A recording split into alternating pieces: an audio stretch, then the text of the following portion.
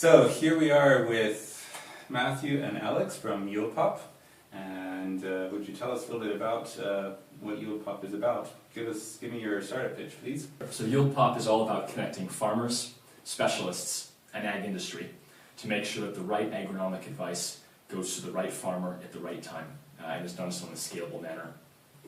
And what problems are you trying to solve? So I mean, what we're really trying to do is get the right knowledge to the right farmer at the right time to help them make better decisions. And one of the key ways that we're doing that is by building a place where you can connect farmers to their industry specialists and to their peers. So like a community online to share knowledge and information. And do you have any competitors?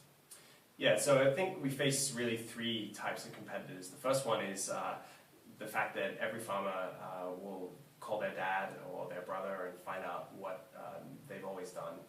So experience is our first competitor. The second thing is clearly the existing ecosystem they already have. So most farmers have relationships with local dealers or retailers, equipment manufacturers.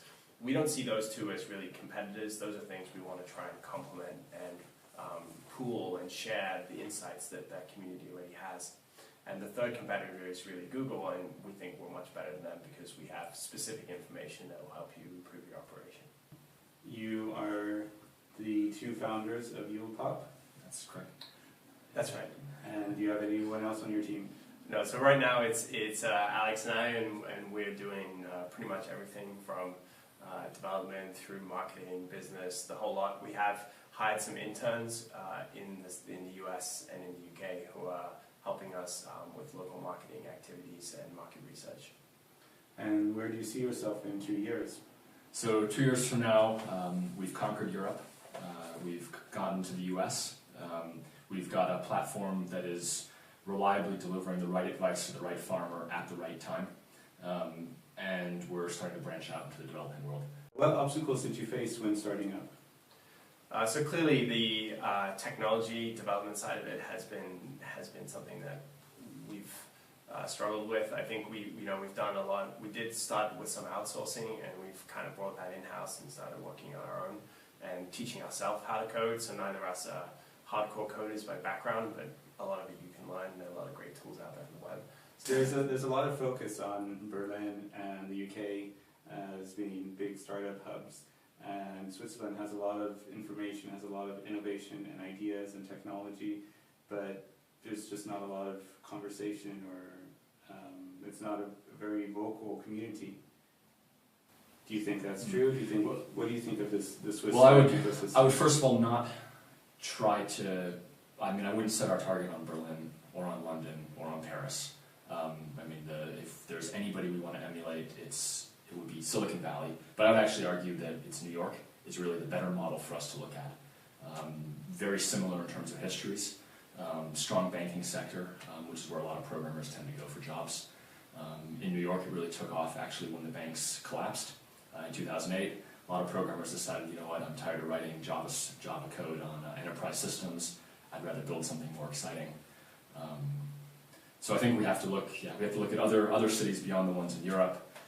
I'm not saying we have to hope for a collapse of banks, but we have to really, make it so, or promote the startup culture in a way that it's not, being a great developer is not just, it's one thing to be a great developer, and it's another thing to be a great developer who pushes great products. And we've got tons of great developers here in Zurich. ETH just cranks them out. But we need great developers who want to build great products. We need more of them. And that's the mentality from whether it's New York or San Fran that we need to bring. So more interest in starting, in taking a chance and joining a startup in order to build something cool and creative. Yeah. Recognizing that if you don't, you graduate from college and you don't go get the job at the bank writing enterprise software for well into the six figures for the first couple years out of college, it's okay to take that risk. Try a startup, build a product. And what would you change in Switzerland to improve the environment for entrepreneurs and startups? Well, I think one of the things that would enormously benefit us in Zurich is to have a great co-working space where the ecosystem can come together and you can put the builders together with the business guys, together with the creatives, and you can really actually crank something out quickly and support each other and just meet other interesting people.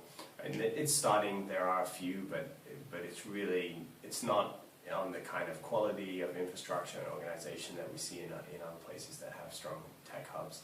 So I think that would make an enormous benefit to us. And cheap food that's not doner kebabs, that would be helpful too. All right, thank you very much. Thank you. Thank you. And check out yieldpop.com.